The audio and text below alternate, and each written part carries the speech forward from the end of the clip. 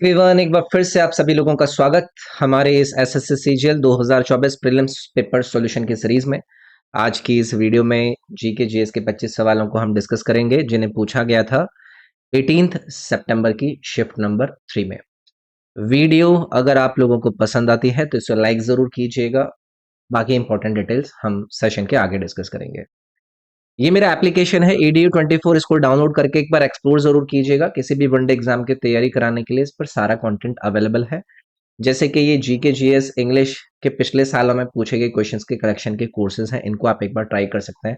Quiz format में 12-12, 15-15 हजार सवालों का कलेक्शन है हर कोर्स में।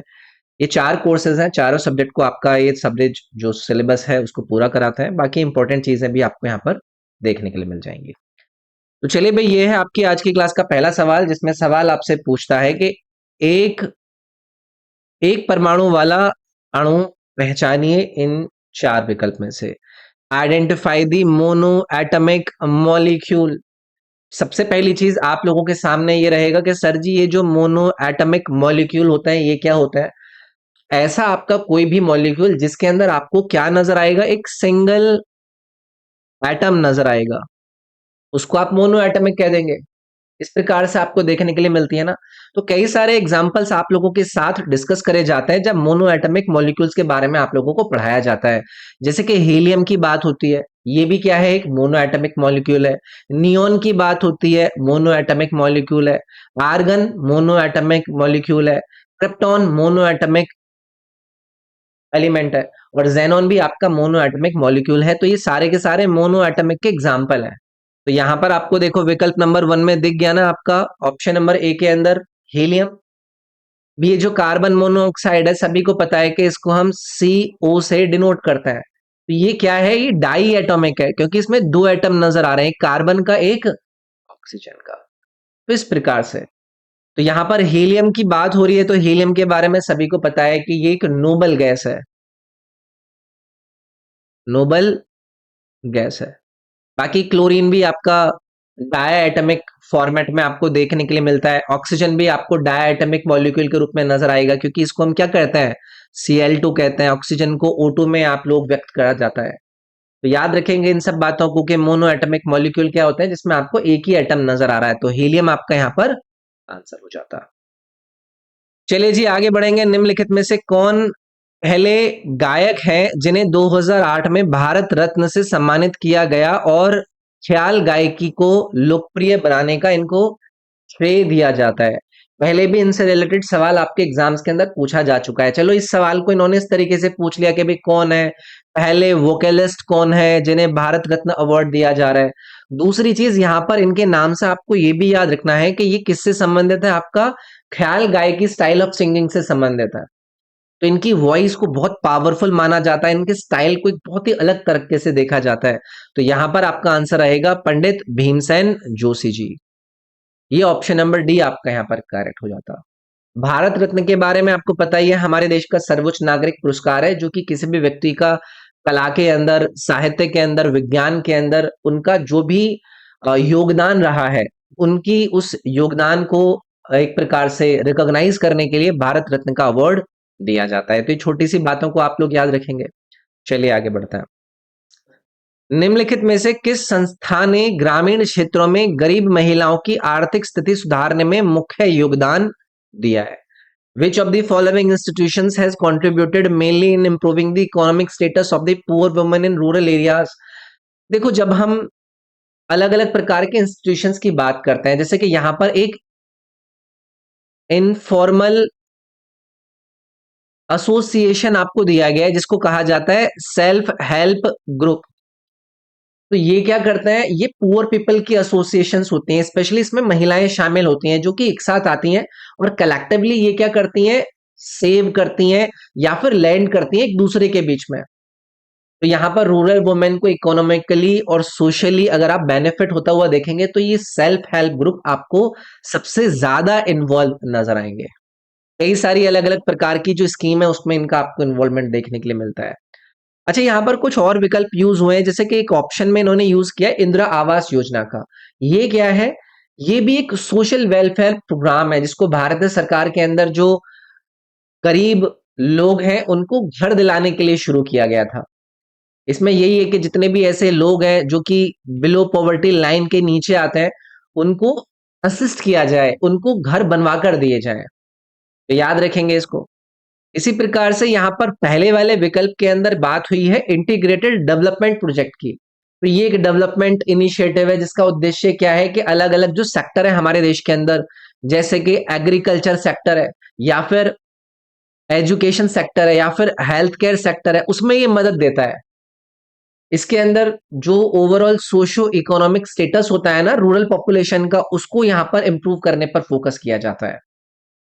ऐसे ही यहाँ पर ये रूरल हेल्थ स्कीम इन्होंने दी है, ग्रामीण स्वास्थ्य योजना। इस स्कीम का जो उद्देश्य है वो क्या है, हेल्थ केयर एक्सेस हो सके, क्वालिटी हेल्थ केयर प्रोवाइड करी जा सके जो हमारे देश के रूरल एरियाज है वहां पर। इसमें चाइल्ड की हेल्थ को लेकर ध्यान दिया जाता है, न्यूट्रिशन हो या फिर जो कम्युनिकेबल डिजीज होते हैं उनके ऊपर कहीं ना कहीं इसके ऊपर एड्रेस किया जाता है। तो ये सारे मैंने आप लोगों को एक्सप्रेस कर दिया। इन्होंने कहा कि वो कौन सा इंस्टीट्यूशन है जो कि रूरल एरियाज की जो गरीब महिलाएं हैं उनके इकोनॉमिक स्टेटस को इंप्रूव करने के बारे में हेल्प करती है। तो ये सेल्फ हेल्प ग्रुप आपको नजर आएंगे। आगे बढ़ेंगे। पांड्य साम्राज्य का पहला उल्लेख मैगस्थनीज ने किया था, जिन्होंने कहा था कि उनका राज्य मोतियों के लिए प्रसिद्ध था। तो इसकी राजधानी आपसे पूछ रहे हैं। पांड्या किंगडम को पहली बार मेंशन किया गया किसके द्वारा, मैगस्थनीज के द्वारा। तो पहला सवाल तो यहाँ पर कल को हो सकता है आप लोगों से पूछ ले। इन्होंने कहा कि भाई ये जो किंगडम हुआ करती थी वो पर्ल्स के लिए बहुत ज्यादा फेमस थी। अब ये आपसे इस सवाल के अंदर ही पूछ रहे हैं कि इस पांड्यन किंगडम की जो कैपिटल हुआ करती थी वो कौन सी हुआ करती थी। तो आपको इसमें मदुरई का नाम आंसर याद रखना है। यहाँ पर कल्चरल हेरिटेज की हम बात करें, कल्चरल हेरिटेज की बात करें या फिर ट्रेड यानी कि व्यापार के फ्लरिश होने की बात करें, तो मदुरई का नाम बहुत ज्यादा फेमस होता है। इसको लेकर एक सवाल आपसे पूछा जाता है। यहाँ पर एक टेम्पल है, उस टेम्पल की लोकेशन आप लोगों से पूछ ली जाती है। तो मदुरई के अंदर वो एक फेमस टेम्पल कौन सा है, उसको जाना जाता है मीनाक्षी अम्मान टेम्पल के नाम से। मैं यहाँ पर लिख देता हूं, मीनाक्षी अम्मान टेम्पल। इस टेम्पल को लेकर याद रखिएगा कि इसकी लोकेशन कहाँ पर है। ये एक इतिहासकार, एक हिंदू मंदिर है जो कि इस मदुरई के अंदर एक नदी आपको नजर आती है। उस नदी का हो सकता है कल कोई आप लोगों से लोकेशन पूछ ले, उसको वैगई रिवर के नाम से जानते हैं। तो इस रिवर के तट पर ये आपका मंदिर लोकेटेड है। तो याद रखेंगे इससे रिलेटेड कि भाई इनकी जो राजधानी है वो क्या हुआ करती थी। पांड्य किंगडम पर पहले भी मैंने देखो कई बार आप लोगों के साथ डिस्कशन किया है कि जो एंशियंट तमिल किंगडम्स हुआ करते थे उसमें आपको पांड्यास का नाम सुनने के लिए मिलता था, और किस किस का नाम सुनने के लिए मिलता था, चोला एम्पायर का नाम सुनने के लिए मिलता था, चेरा एम्पायर का नाम सुनने के लिए मिलता था। तो ये तीन एंशियंट तमिल किंगडम्स हुआ करते थे। और ये जो पांड्य किंगडम है इनके कई सारे योगदान रहे हैं हमारे देश के अंदर। जो तमिल लिटरेचर है, तमिल कला है, तमिल आर्किटेक्चर है, उसमें बहुत ज्यादा योगदान रहा है पांड्यन किंगडम का। तो अच्छा सवाल था ये। निम्नलिखित में से किस नृत्य शैली से यामिनी कृष्णामूर्ति जुड़ी हुई है। यार हमारे देश के अंदर अलग अलग जो आर्ट से संबंधित योगदान है, डांसेस हैं, उसमें अलग अलग पर्सनालिटीज के यार नाम बहुत ज्यादा चर्चा में रहता है। तो यहाँ पर यामिनी कृष्णामूर्ति का नाम इन्होंने देकर पूछा है कि इन चार में से बताइए कि कौन सी नृत्य कला शैली से ये संबंधित है। भरतनाट्यम के अंदर इनकी जो प्रोफिशिएंसी है उसको लेकर यामिनी कृष्णामूर्ति का आपको नाम सुनने के लिए मिलेगा। 5 वर्ष की उम्र से ही इन्होंने भरतनाट्यम की ट्रेनिंग वगैरह शुरू कर दी थी। कई सारे अवार्ड इनको दिए जा चुके हैं, जैसे कि पद्मश्री अवार्ड से इनको सम्मानित किया जा चुका है। इनको पद्म भूषण अवार्ड से सम्मानित किया जा चुका है। तो इंडियन क्लासिकल डांस के अंदर अपने योगदान को लेकर इनके द्वारा ऐसे इंपॉर्टेंट अवार्ड भी प्राप्त करे गए हैं। ठीक है, चलिए जी आगे बढ़ेंगे। ईस्टर पर्व किस समुदाय के द्वारा मनाया जाता है। ईस्टर फेस्टिवल को सेलिब्रेट करने वाली कम्युनिटी का आपसे नाम पूछा है। तो देखो Easter one of the most significant festivals में से आता है क्रिश्चियनिटी के अंदर, क्रिश्चियंस के अंदर। तो यहाँ पर जो जीसस क्राइस्ट थे उनका मरने के बाद एक रिसर्केशन हुआ, उसको लेकर ये जो फेस्टिवल है इसको मनाया जाता है। तो याद रखेंगे, इसमें यही चीज आप लोगों को याद रखनी है। इसमें 40 दिन का फास्टिंग होता है, प्रेयर होता है, उस तरीके की चीजें होती हैं। अगला सवाल है, निम्नलिखित में से कौन राष्ट्रीय मानवाधिकार आयोग के सदस्य नहीं है, नेशनल ह्यूमन राइट्स कमीशन के मेंबर नहीं है। अब देखो, आप लोगों को पता है कि जब एनएचआरसी की बात होती है तो ये एक वैधानिक निकाय है, जिसको किस एक्ट के थ्रू स्थापित किया गया था? Protection of human rights.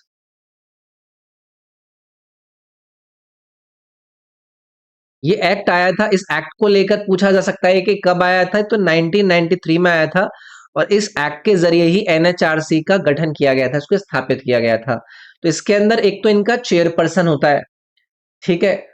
और वो जितने भी चेयरपर्सन, जो भी इनके इस कमीशन का चेयरपर्सन होता है ना, उसकी अपॉइंटमेंट आपसे अगर कल को पूछ ली जाए तो उसको कौन अपॉइंट करते हैं? प्रेसिडेंट अपॉइंट करता है। तो याद रखिएगा, और ये जो एनएचआरसी के चेयरपर्सन जिनको बनाया जाता है ना, उनको लेकर याद रखिएगा कि ये सुप्रीम कोर्ट के फॉर्मर चीफ जस्टिस रह चुके होता है। तो इसमें आपका फॉर्मर चीफ जस्टिस और सुप्रीम कोर्ट वाला जो आपका ऑप्शन है वो सही रहता। सुप्रीम कोर्ट के फॉर्मर जज भी आपके एनएचआरसी के मेंबर में आ जाते हैं। हाई कोर्ट के फॉर्मर चीफ जस्टिस भी आपके एनएचआरसी में आ जाते हैं। इसमें डिस्ट्रिक्ट मजिस्ट्रेट नहीं होगा भाई, ये वाली बात आपको याद रखनी है। चलिए आगे बढ़ेंगे। भारत के लिए किस राज्य में सबसे अधिक बड़े बांध हैं? Maximum number of large dams को लेकर भारत के अंदर राज्य का नाम पूछा गया है। देखो, आप लोगों के साथ इंपॉर्टेंट डैम्स को लेकर कई बार मैंने आप लोगों के अलग अलग सेशंस लिए हैं, और मैक्सिमम नंबर अगर लार्ज डैम्स का आप लोगों से जिक्र हो तो लगभग 1800 डैम्स आपको इस राज्य के अंदर देखने के लिए मिलते हैं। यह है हमारा प्यारा महाराष्ट्र। तो डी ऑप्शन इसमें करेक्ट आंसर हो जाएगा, ठीक है। लार्जेस्ट डैम अगर आप लोगों से पूछा जाए इस राज्य के अंदर कौन सा है, तो कोई बताएगा? याद रखिएगा, जैकवडी डैम। क्या है ये? लार्जेस्ट डैम है इस राज्य के अंदर। और ये पूछा जाए कि ये कौन सी नदी पर महाराष्ट्र के अंदर जैकवडी डैम आपको देखने के लिए मिलता है, जिसको हम लार्जेस्ट डैम कह रहे हैं इस राज्य का, वो है गोदावरी रिवर। तो ऐसी बातें हो सकता है आप लोगों से कल को ये पूछ लें, ठीक है। चलिए आगे बढ़ते हैं। निम्नलिखित में से कौन जाल विन्यास यानी कि रेटिकुलेट वेनेशन से संबंधित नहीं है? रेटिकुले वेनेशन से नॉट रिलेटेड वाला ऑप्शन आपको इन चार विकल्प में से ढूंढना था। तुलसी, कोरिएंडर, गुड़हल, ऐसे आपको यहाँ पर इन्होंने नाम दिए। मेज का भी नाम दिया है। देखो, जब मेज यानी कि मक्का का डिस्कशन होता है ना, तो इसके अंदर आपको पैरेलल वेनिडेशन नजर आता है, समानांतर। तो मैं यहाँ पर लिख देता हूं, इसमें पैरेलल वेनेशन आपको देखने के लिए मिलता है, ठीक है। और ये मोनोकोटिनोडस प्लांट्स के अंदर आपका आता है। और पैरेलल वेनेशन के अंदर क्या होता है ना, जो वेन्स होती हैं वो एक दूसरे के पैरेलली आपकी जारी होती हैं, ओके। ऐसे अगर आप लोगों से पूछा जाएगा कि जिसके अंदर पैरेलल वेनेशन होता है उसके अंदर एग्जाम्पल कौन कौन से हैं, तो इसमें आपको मक्का का नाम याद रखना है। और इसमें आप एक और याद रख पाए, ग्रासेस, यानी कि घास भी इसके अंदर ही आती है। इसके अलावा अगर एक और याद रह पाए, लिलीज भी इसमें ही आपकी शामिल होती हैं, जिसमें पैरेलल वेनेशन होता है। पैरेलल इसमें आपकी इनकी नर्व्स देखने के लिए मिलती हैं। और अगर आपसे ये रेटिकुलेट वेनेशन का पूछ लिया जाए तो इसमें आपको तुलसी, गुड़हल, इस प्रकार के जो प्लांट्स हैं वो देखने के लिए मिलता है, ठीक है। चलिए आगे बढ़ेंगे। अशोक के निम्नलिखित में से किस प्रमुख शिलालेख में कलिंग युद्ध का उल्लेख है? आप लोगों को मैंने अशोक के मेजर रॉक एडिक्ट्स के बारे में प्रॉपर डिस्कशन करके अपनी थ्योरी वाली क्लास में बातें बताई थी। तो कलिंग वॉर का जो जिक्र देखने के लिए मिलता है ना, वो अशोक के मेजर रॉक एडिक्ट नंबर 13 में देखने के लिए मिलता है। इसमें जो वॉर की डिटेल्स हैं कि भाई उसके बाद क्या हुआ, अशोक ने किस प्रकार से अपनी सांत्वना जाहिर करी, जो इसके अंदर खून खराबा हुआ था, इस प्रकार की बात है। इसके अंदर और भी कई सारी बातें आपको रॉक एडिक्ट 13 के अंदर देखने के लिए मिलती हैं। जैसे कि आपसे पूछ लिया जाएगा कि भाई अशोका का जो कन्वर्जन है इनटू बुद्धिज्म,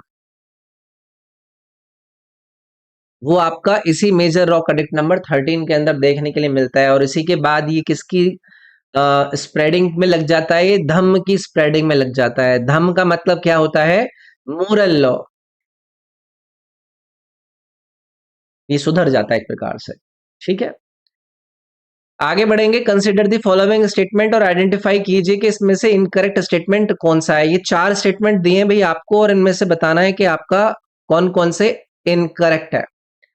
पहला इन्होंने दिया है भाई, सक्षम आंगनवाड़ी और पोषण 2.0 योजना को राष्ट्रीय खाद्य सुरक्षा अधिनियम 2003 के तहत लागू किया गया था। देखो, जब सक्षम आंगनवाड़ी और पोषण 2.0 स्कीम को इंप्लीमेंट करने की बात हो तो उसको लेकर आप लोगों को याद रखना है कि ये इसको रिस्ट्रक्चर करा गया था। पहले इसको आईसीडीएस स्कीम के नाम से जाना जाता था।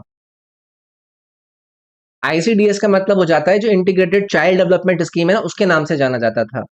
और इसको जो इम्प्लीमेंट करा जाता है वो करा जाता है जो आपका ministry of women and child development है उसके द्वारा। तो यहां पर आपसे पूछा है कि कौन कौन से इनकरेक्ट है। तो पहला आपका इसमें इनकरेक्ट रहेगा, under national food security act 2003 जो 3 है उसके अंतर्गत इसको आपका इम्प्लीमेंट किया जाता है, मतलब इसके अंदर नहीं किया जाता है। ठीक है, इसको मतलब गवर्नमेंट का ये प्लान है, इस नेशनल फूड सिक्योरिटी एक्ट के थ्रू इसको वो नहीं करा जाता है। ये बस आप याद रखिएगा। ठीक है, इसको जो women development child development ministry है वो करती है।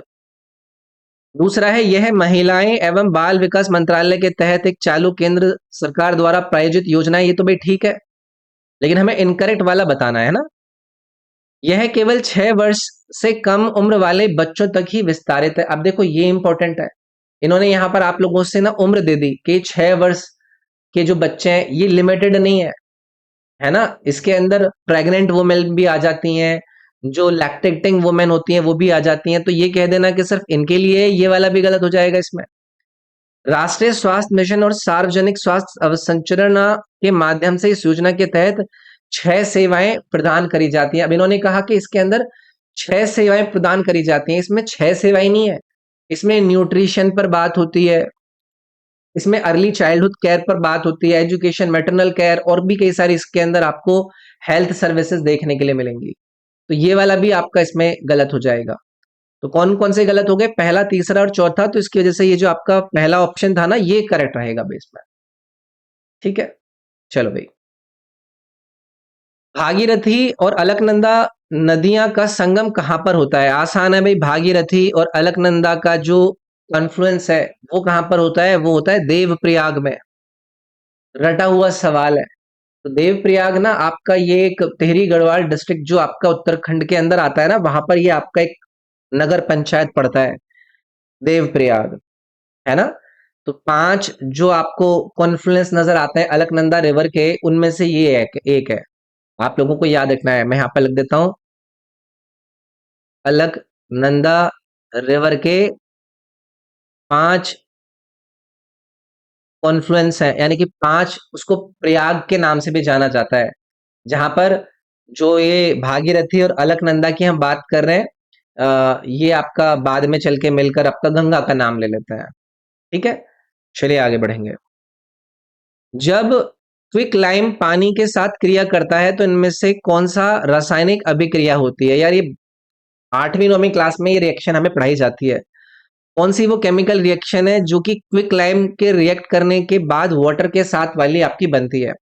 क्विक लाइम हम किसको कहते हैं? CaO को कहते हैं। ये सॉलिड स्टेट में होता है, उसके साथ मिलाया जाता है H2O लिक्विड स्टेट में। तो आपका ये एलिमिनेट हो गया, ये एलिमिनेट हो गया, अब 2 बचे। अब इसके बाद जो आपका प्रोडक्ट निकलता है वो क्या बनता है? वो बनता है कैल्शियम हाइड्रोक्साइड। तो यहां पर ये कैल्शियम अलग कर दिया है, कैल्शियम हाइड्रोक्साइड देखो यहां पर निकल रहा है। डी वाला ऑप्शन आपका करेक्ट हो जाएगा। इसको लेकर याद रखिएगा ये किस प्रकार की रिएक्शन है? एक एक्सोथर्मिक रिएक्शन है ये। इसका मतलब ये हो गया कि इसमें रिलीज होती है क्या? हीट।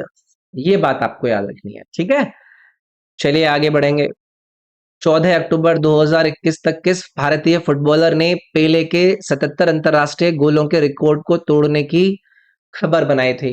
अगर आप लोगों से हमारे हाल में किसी ऐसे इंडियन फुटबॉलर का नाम आपसे पूछा जाए जो कि किसी इंटरनेशनल प्लेयर का कोई रिकॉर्ड तोड़ रहे हो, तो आपको उसमें सुनील छेत्री जी का ही नाम याद रखना है। ये हमारे भारतीय फुटबॉल के एक अंतरराष्ट्रीय प्रोफेशनल प्लेयर हैं, कैप्टन रह चुके हैं, बैंगलोर फुटबॉल क्लब के कप्तान भी है ये। तो याद रखिएगा, इन्होंने एक पेले को पास कर लिया था अक्टूबर 2021 के अंदर। ठीक है, चलिए आगे बढ़ेंगे। भोजन कार्य और उत्पादकता का नारा किस पंचवर्षीय योजना में दिया गया था? फूड वर्क एंड प्रोडक्टिविटी का जो स्लोगन है वो कौन से 5 ईयर प्लान के अंदर दिया गया था? आप लोगों के साथ मैंने अलग अलग प्रकार की पंचवर्षीय योजनाएं पढ़ाई। एक पंचवर्षीय योजना आपको पढ़ाई गई थी जो कि 1985 से आपको 1990 तक देखने के लिए मिलते हैं। कौन सी थी? ये थी 7th पंचवर्षीय योजना। और इसका जो मेन फोकस था वो एग्रीकल्चर के प्रोडक्शन को इंक्रीज करना, एम्प्लॉयमेंट को इंक्रीज करना और अलग अलग सेक्टर की जो प्रोडक्टिविटी है उसको इंक्रीज करना था, सेल्फ सफिशिएंट बनाया जा सके, फूड ग्रेन्स के उत्पादन में, एम्प्लॉयमेंट अपॉर्चुनिटीज को इंक्रीज कर पाए, पॉवर्टी को कम कर पाए। ये 7वीं जो पंचवर्षीय योजना थी उसका ये नारा था। ठीक है, चलिए आगे बढ़ेंगे। किसी सर्पिल या फिर स्पाइरल आकार वाले बैक्टीरिया की इन 4 विकल्प में से आप लोगों को पहचान करनी है। स्पाइरल शेप्ड बैक्टीरिया, नाम में ही लिखा हुआ है स्पाइरिलम। ठीक है, इसी को आंसर करना है आप लोगों को। तो ये एक ना बैक्टीरिया होता है जिसको ग्राम नेगेटिव बैक्टीरिया कहते हैं।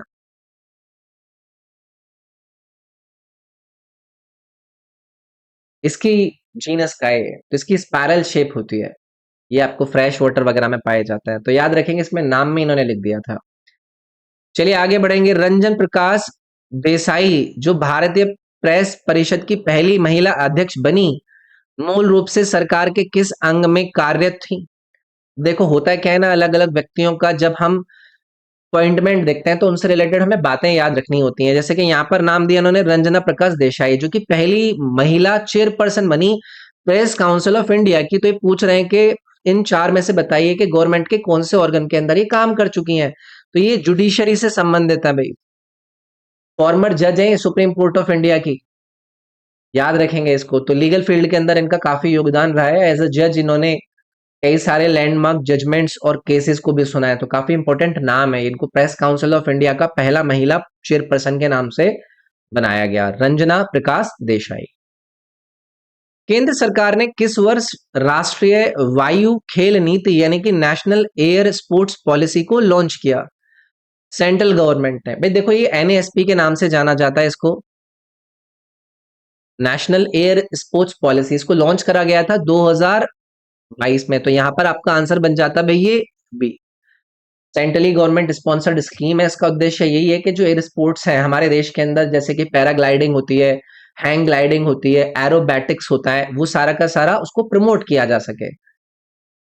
ठीक है, तो इस पॉलिसी को उन्होंने इस प्रकार से डिजाइन किया था कि भाई 2030 तक हम क्या करेंगे, इंडिया को one of the top air sports के रूप में, मतलब one of the top air sports जो देश है उसके रूप में उजागर करेंगे। तो ये भी याद रखिएगा कि कब तक टारगेट है इंडिया को टॉप एयर स्पोर्ट्स कंट्री के रूप में, इनका उद्देश्य है तो 2030 तक है ये।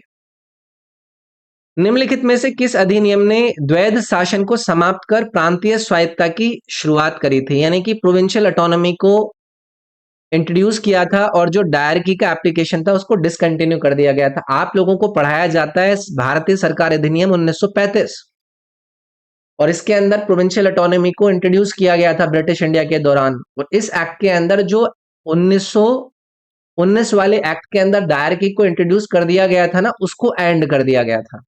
इस पर बहुत चर्चा हो चुकी है ऑलरेडी। चलिए आगे बढ़ता है। जनगणना 2011 के अनुसार किस जिले की जनसंख्या सबसे अधिक है? यार ये जो सेंसस 2011 के आप लोगों को कुछ फैक्ट है वो आप लोगों को याद रखना है, तो ठाणे याद रखिएगा यार। इसमें महाराष्ट्र के अंदर है, हाईएस्ट पॉपुलेशन है इस आपके डिस्ट्रिक्ट के अंदर 2011 के सेंसस के अनुसार। लगभग अगर डेटा आप लोगों से पूछे तो 11 मिलियन लोगों की बसावट इस ठाणे के अंदर देखने के लिए मिलती है आप लोगों को। ठीक है, चलिए आगे बढ़ेंगे। 1989 में स्थानीय निकायों को संवैधानिक मान्यता देने की सिफारिश किस समिति ने करी थी? उस कमेटी का नाम बताइए जिसने रिकमेंड किया कि जो कॉन्स्टिट्यूशनल रिकॉग्निशन है वो मिले लोकल गवर्नमेंट बॉडीज को अब ऐसी बात हुई थी 1989 में बात हुई थी। तो ये है पीके हुंगन कमेटी। 1988 के अंदर इस कमेटी को गठित किया गया था कि भी जो पंचायती राज इंस्टीट्यूशंस है उसको आप रिव्यू कीजिए, उनकी वर्किंग को रिव्यू कीजिए। और इन्होंने फिर रिकमेंडेशन दी थी कि कॉन्स्टिट्यूशनल रिकॉग्निशन देना चाहिए गवर्नमेंट बॉडीज को। और इसी ने ये स्थापित किया था, इसी ने ये स्टैब्लिश किया था, इसके सजेशन से स्टैब्लिश हो पाया था कि राज्य के अंदर क्या बन पाया था, एक 3 टियर पंचायती राज सिस्टम स्थापित हो पाया था। और इन्हीं रिकमेंडेशन की वजह से फिर 73rd और 74th जो कॉन्स्टिट्यूशनल अमेंडमेंट्स थे, जिनको फिर 1992 के अंदर इनेक्ट करा गया था, वो आपके सामने आए थे। इस कमेटी का नाम याद रखिएगा, पीके थुंगन कमेटी, बहुत इंपॉर्टेंट है। खेलो इंडिया यूनिवर्सिटी गेम्स के तीसरे संस्करण की मेजबानी किस राज्य ने की है? पिछली किसी शिफ्ट के अंदर इस खेलो इंडिया यूनिवर्सिटी गेम्स को लेकर मैंने आप लोगों से सवाल पूछा था। तो इसका ये 3rd एडिशन इस 2023 के अंदर कराया गया था। उत्तर प्रदेश में इसको आयोजित कराया गया था। तो जितने भी यूनिवर्सिटीज हैं उनको एक प्लेटफॉर्म दिया जा सके, सो दैट कि अपना नेशनल लेवल पर वो टैलेंट प्रदर्शित कर सके। ठीक है, चलिए आगे बढ़ेंगे। हरिवरा सनम पुरस्कार संगीत के क्षेत्र में किस राज्य सरकार द्वारा दिया जाता है?